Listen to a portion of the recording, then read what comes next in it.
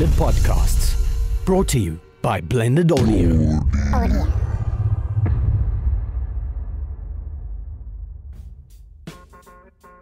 Hello, listeners. Welcome back to Talos Talks Shit. I'm here with my co-host, Pabi. Yo. And we are rolling along here on some reality talk, man. Yeah. What is reality? What is the fundamental nature of reality? Let's let two randos in Cape Town try to figure this out without any qualifications whatsoever. Yeah, we could do it in like 20 minutes. 25? Yeah. No, I'm sure, dude. So in the last episode, we spoke about some interesting thoughts on perception and the creation of reality. How we all arrive at some sort of consensus about what is real. You know, we all see the same walls and floors and whatever, but how that consensus may be, you know, slightly different to the individual based on their perception of reality. Yeah. Whether they have psychosis, depression, a sight disorder, whatever. So now, what if that is all totally fake? What if we are all actually absolutely wrong and that no physical objects exist? What if our brain doesn't even exist? God, this sounds so ridiculous. I don't know, it sounds crazy. ludicrous, but we're going to unpick this and actually make it unfortunately quite convincing. Yeah. So, Pabi, What's up? do you want to lay down the foundation for who Donald Hoffman is and what his case against reality is? So he's a cognitive neuroscience, I think? Yeah. Scientist? Okay. And I know he's at like UC Irving or something. And like, so like, remember like last episode we spoke about the consensus on why evolutionary biologists say that fitter agents are more able to see their environment more accurately, or they make more realistic representations, right? And like what I mean by that is that imagine there's a lion out there in the world, and it actually does have a mane, and it does have sharp teeth, and it has all these attributes, right? And it is coming to kill you. But what an evolutionary biologist would say is that people that are able to like more accurately represent this mane in their heads and like more accurately to like represent the teeth and like see all these things would be able to survive better because they're able to better plan. They might be like, well, okay, I am not walking in that direction, or I'm running away in that direction. Yeah, I'm running away in that direction. But what at the heart of what they're saying really is fitter agents are able to more accurately model or represent the world as it really is in their head. And that would make sense. Yeah, that makes sense. People who saw what was really happening better survived. Yeah. And what Don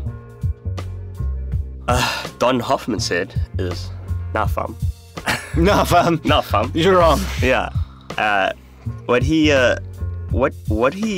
did this weird experiment. Let me tell you about this weird experiment that he did. No, wait. Okay. Let's maybe just like actually say what he did. Well, what his argument is. So Donald Hoffman's argument is that our perception of reality is totally false. And that, but like in deep and profound ways. In a way that like what we're seeing may actually have no relationship to what is actually real and measurable in terms of physics and quantum physics in the real mathematical world. Yeah. Right? Yeah. So he bases his theory on evolutionary game theory. Yeah.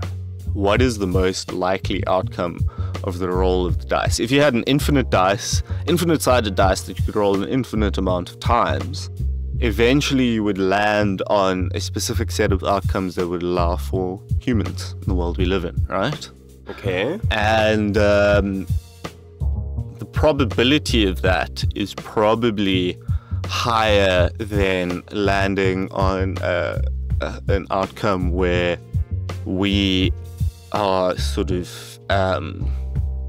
ethereal organisms that don't exist in a tangible space. You know, it's much more likely that matter will particles will create mass and matter and, settle on something tangible.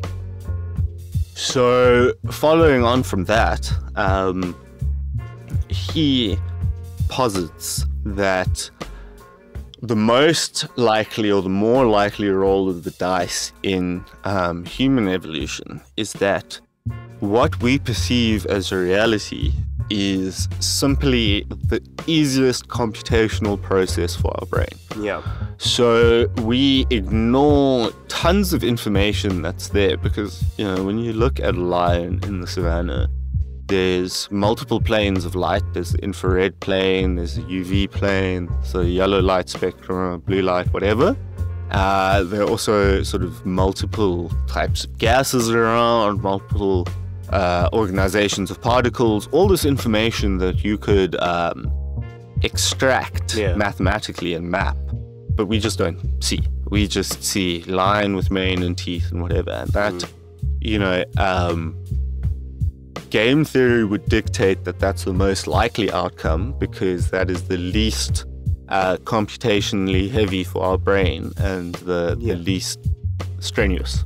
And I think the one thing I'll say is that he did prove him and a colleague. I forgot the colleague's name. I know his name. It's like P something. But they proved this theorem, and the theorem kind of says that if you have an agent in the world, right, and so the agent's in the world, and the agent can extract information about the world and can act, the probability that the agent's representation of the world is the world as it is itself is basically zero, which is to say that there's with higher probability this agent that is making decisions in this world and is representing the world is not representing the world as it is. Right. So which is interesting. And can I break that apart a little bit? So basically, agents in the world exist on value functions, positive and negative value functions.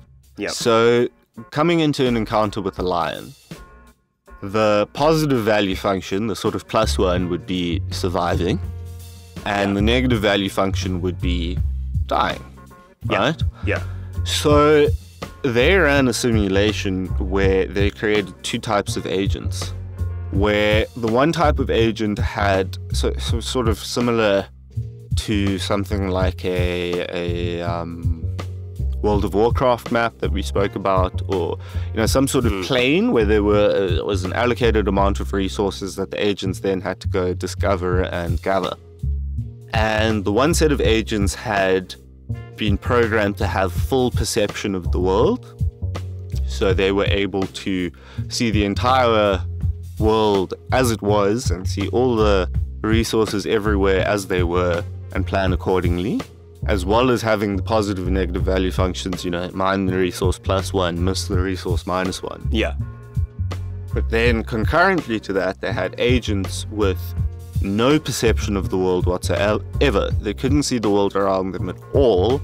All they had was value functions and fitness functions. Fitness functions is what he terms it. Yeah. And their fitness functions were gather resources. And gather resources. Yeah, same as the agents had a full perception of the world. Okay. Both of their tasks were the same. I think a fitness function would be more something like not gather resources, but a simplified description of how many resources you have. So for example, instead of seeing the full world and seeing every pixel of the thing, maybe all you know is I have 10 units of resources, 100 units of resources, or 1,000 units of resources. And your programmed outcome is to have the most resources possible. Yeah, but the whole idea is that the fitness function ignores a lot about the world. Yeah. And all it does is that it simplifies the world into a much more basic or much less sophisticated representation. Well, the thing was that both had fitness functions programmed into them. The one just didn't have the perception of the world. Yeah. And they found out that no matter what happens and no matter what the world is like, the agents that don't have any perception of the world and just have fitness functions perform exactly the same as the agents that can perceive the entire world. That's actually the theorem that they proved as well. Sorry. Oh, yeah? Yeah, so the theorem that they proved was basically what you said, that an agent with an appropriate fitness function will always perform as good as an agent that just has the full world. Which means you can get rid of a lot of garbage, a lot of baggage. You don't have to keep everything. What you need to keep is fitness function. Exactly, which is what he relates to our perception of reality, is that it's simply fitness functions that allow for most efficient survival. Yeah. But then what that means is that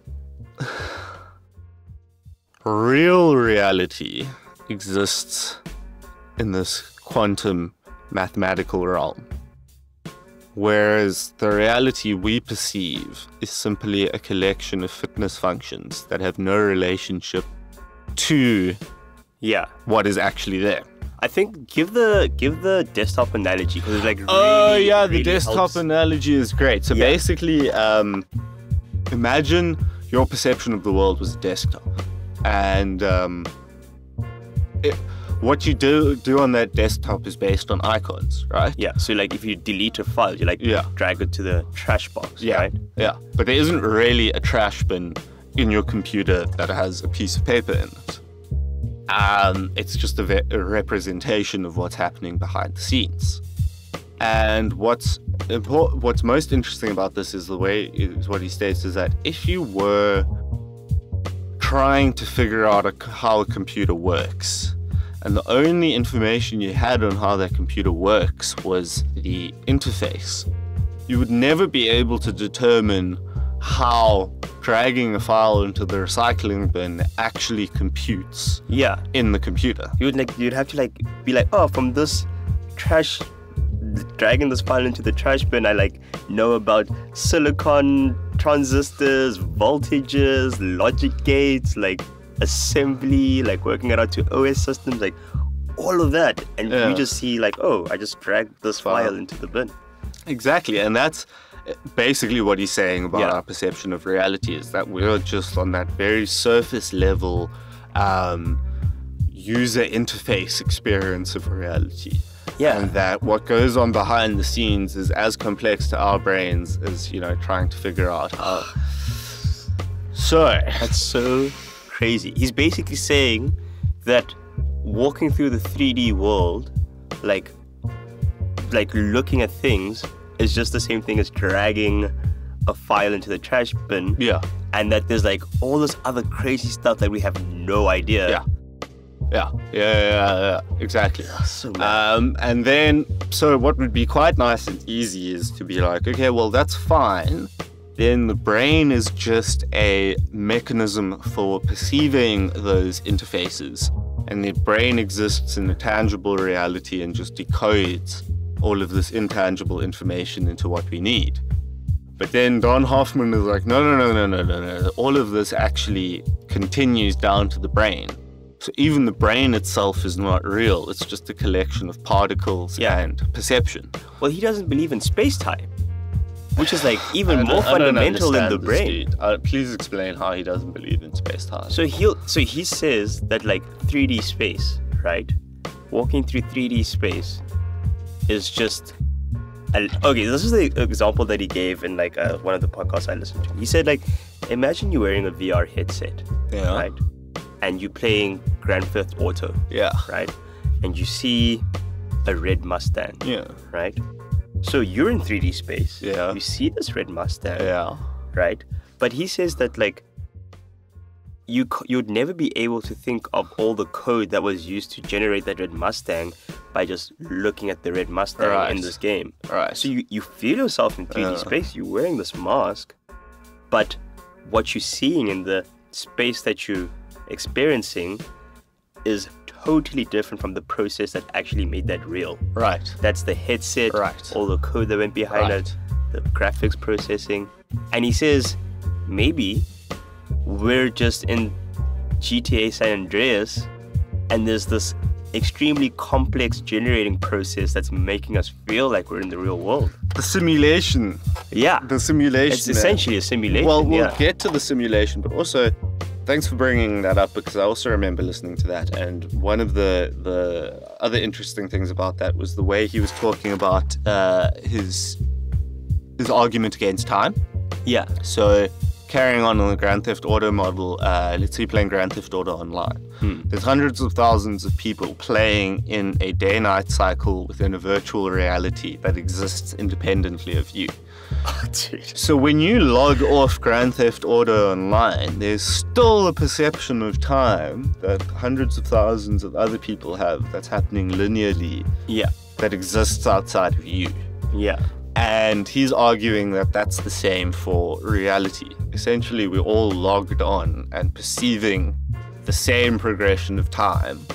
But again, that progression of time is just a mathematical function that exists independently of our reality. So this is actually really important. A big thing about what Donald Hoffman is talking about is being able to map mathematical functions to reality, and being able to turn reality into... Because maths is there despite what we perceive, what I mean? So just to give you the argument why. So you could go to Don and be like, yo, Don, and this is actually an argument that he said that a couple of, for example, Christian apologists say. They say something like this. They say, well, you say that reality isn't real, so our perception of reality isn't real. But we developed our cognitive abilities in the simulator, right? All right. And so, by extension, the logic that we use is not a valid logic as well, because it was developed in this simulation of a world. Right. And Don does not believe in this. And the reason why he does not believe in this is that he says that my whole theory relies on replacing reality by these fitness functions. Yeah. Right? But I need these fitness functions to work in a logically consistent way, because they're based on a mathematical formalism. Right. Right? So what that means is that even if I don't believe in the outside world and my perceptions of reality, I still must believe in math and logic, because it's the only way to replace reality by these fitness functions. Right. So another way to explain that, I think, this is just something I thought of now, is let's say you take a light prism. Yeah. And you don't have a direct light shining through it, so you can't see the rainbow coming out the other side, but it's still there. Yeah. So you don't see that rainbow, but if you were to map the physical properties of that object mathematically, and with our understanding of the periodic table and quantum physics and whatever, you could create a theorem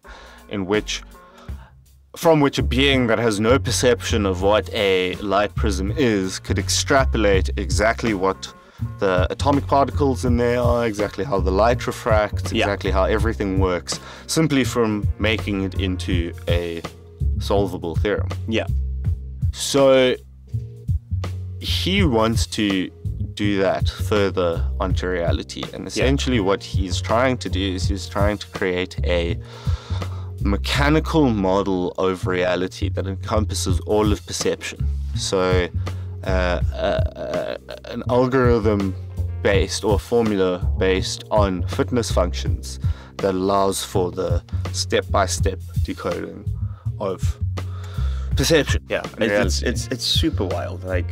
He can't do that, just by the way. He hasn't figured out that algorithm yet. He's still working on it from the 80s till now, so it's still it's a work in progress. Yeah. Well, what would you do if he came tomorrow and he's like, oh, dude, I figured it out. It's. Would that be the God algorithm? I don't know. Because think about it. If you figure out an algorithm that maps the fitness functions of perception and reality and allows you to recreate reality and perception step by step, would that make you God? Yo, why are you asking the real questions? I still, to be honest, my sense is that it's just so wild that I need something more concrete before I get more convinced. It's see, my problem is I've always believed that reality is incredibly flimsy. Yeah, no, for sure. So it makes sense. It does, fundamentally it does make sense. Everything is made up of particles and subatomic particles that can be specified by quantum physics, and every arrangement of those particles and subatomic particles is a mathematical theorem that can then be recreated. But it's okay. So let me give you like two things. Like, so the first thing is that, so he and this is why it like breaks my head. So he's looking at this from like a perceptual viewpoint, right? And he gets rid of space-time like that. But when I was like listening to him talk, it sounded like he was saying that like space and time don't exist as a physics concept, right? Which is like, it's like, and then he's kind of like evidence for that. He was like, so there's a really famous physicist at Princeton. There's this place called the Institute for Advanced Studies. Einstein was there. Yeah, Einstein was like, he that's where he escaped to during World War II. Oh, cool. Actually, like, many of like the world's leading physicists are all there right now. So the guy that invented string theory is there as well. Okay. But what this guy was saying, this physicist at the Institute of Advanced Study was saying, was that quantum theory is basically advancing to a stage where, in order to get to progress further than we are now, we have to get rid of the concept of space and time. Yeah. Right. So this is just what's happening in the physics community. Right. Yeah. He's saying the same thing, but he's coming from like a neurocognitive psychology background. But it seemed to me to be if like a biologist says to you space-time doesn't exist, and the physicist says to you, it feels like they're saying two very different things. Well, just to say, one of the reasons they think space-time doesn't exist, and one of the easiest ways to explain it, is spooky action at a distance. Yeah. Is when two particles that are interconnected subatomically respond to the same input immediately across space and time. Yeah. So these particles could be hundreds of thousands of kilometers away from each other, and they all respond immediately. Quantum entanglement. Entanglement, meaning that there is some sort of entanglement space beyond. Yeah. Because, I mean, time is essentially defined by the way light moves through space, Yeah. But it's just the thing that makes me nervous about his thing is that, like, his theory sounds super crazy, and then you remember that he's talking about the physics as well, but he's a biologist essentially, and you're like, dog, my G, like, I want to believe you, but you're getting rid of the physics too, like. But also he's talking from a biological perspective, but with the most up-to-date theories of quantum physics. Yeah. I don't know enough about it to say either way, but my gut feel.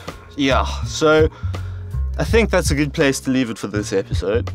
Because next episode we want to come back and want to talk about how, if this guy is correct, what does it mean? Well, what does it mean for us? And then what does it mean for artificial intelligence and machine vision? Yeah. Because machine vision can obviously be programmed to work beyond our vision. So, please tune in next week. My brain is broken. For more breaking brains and more shit talking. Thanks a lot, Bubby. Cheers, dude. Thanks. Thanks a lot, Blended, as always. Thanks a lot to Mafiana and the Selective Hearing crew. And thanks to everyone who listens and makes this possible. Cheers, guys. Peace.